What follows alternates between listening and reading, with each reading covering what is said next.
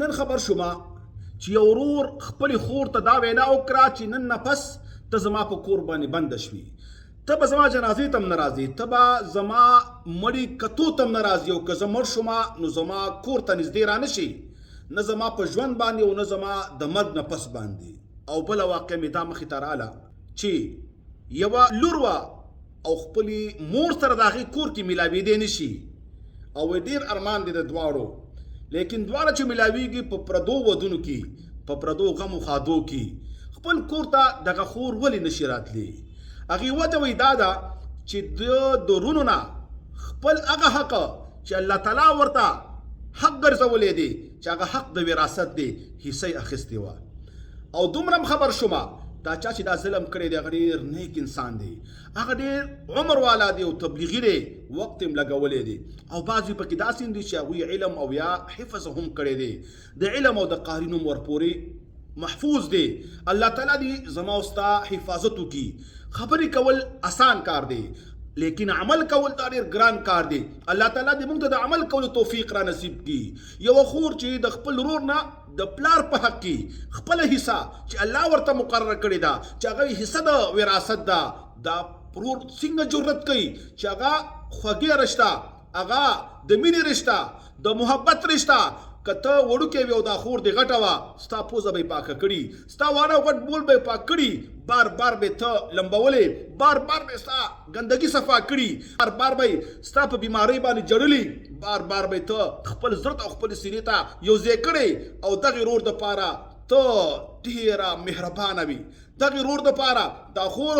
ډېره د زړه د همدردۍ هر څه ورته پیش کړي، خپله یې نه ده خوړلې، خپل ورور ته یې حصه پرېښودې ده، خپله وږې پاتې شوې ده، لیکن خپل ورور ته یې هغه خپله حصه مخې ته ایښې ده، خپله یې صبر کړی دی. لیکن دغه ورور نن دومره ظالم شو، دومره ظالم شو چې خور د څه مجبورۍ د وجې نه د خپل پلار په مال کې هغه حصه چې الله ورته مقرر کړې ده هغه یې واخیستله. نو دا ورور دومره ظلم کوي او دومره ظالم دی، سره د دې نه چې په مخکې صف کې ولاړ دی، سره د دې نه چې نیکانو خلکو سره کینی پاسي، لیکن د الله د حکم نه بغاوت وکړه، د الله تعالی حکم چیلنج کړه، او بیا دومره ظلم دا کوي چې هغه خپلې خور ته چې خوني رشته ده، پلار او مور کې شریکه ده، هغې ته څه وایي چې مه راځه ما کره، زما مړي ته مه راځه، زما د مرګ په وخت کې زما مخ مه ګوره، ته دومره ظالمي. فما اصبرهم علی النار، ته په اور باندې څه شي دومره زړه ورکړي، هغه خو خپل حق و تا نه یې واخیسته، تا ته پته شته که دا حق تا ته نه یې ورکړې دا ستا دپاره حرام و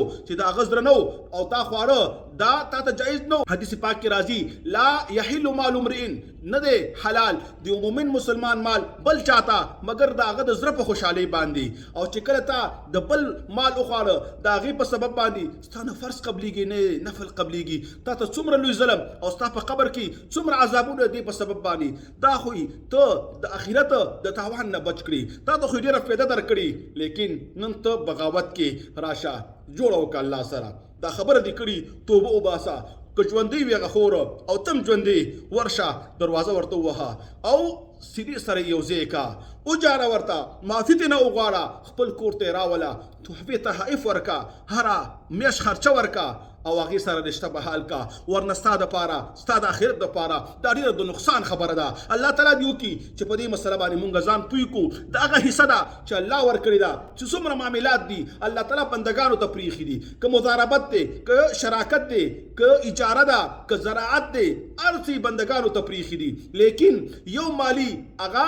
چې کومه معامله ده د وراثت الله تعالی هر چا ته خپل حصه پرېښودې ده، الله تعالی هر چا ته خپل حصه مقرره کړې ده. نو هغه حصه چې الله مقرره کړې ده او د الله رسول مقرره کړې ده او دین اسلام تا ته حکم کړی دی چې ته زوی وي ستا دپاره خپل حصه، نو د خور دپاره خپل حصه، تا دپاره ډبل حصه، هغې دپاره سنګل حصه، او دا قرآني حکم دی. او بیا ته د دې نه انکار کوې نو خپل آخرت بربادې. الله تعالی دې وکړي چې په دې باندې مونږ هم عمل وکړو او هغه ورور ته خامخا دا درس ورورسوئ کوم خلک چې په غفلت کې پراته دي. الله تعالی دې د هغوی په زړونو باندې د رحم اوبه توی کړي او دا به ورسره احسان وکړي او موږ ورته دعا وکړو چې الله تعالی دې په دنیا کې د توبې توفیق ور نصیب کړي او که چا حصه او حق نه ورکړي الله دې توفیق ورکړي چې فوراً هغوی ته حصه ښه په خوشحاله زړه ښه په کلاو تندي او د مینې محبت سره لږ اضافي م ورکړي. الله تعالی دې په دې خبرو باندې اول ماته بیا ټول امت ته د عمل کولو توفیق ور نصیب کړي. وصلی الله تعالی علی خیر خلقه محمد وعلى آله واصحابه اجمعین.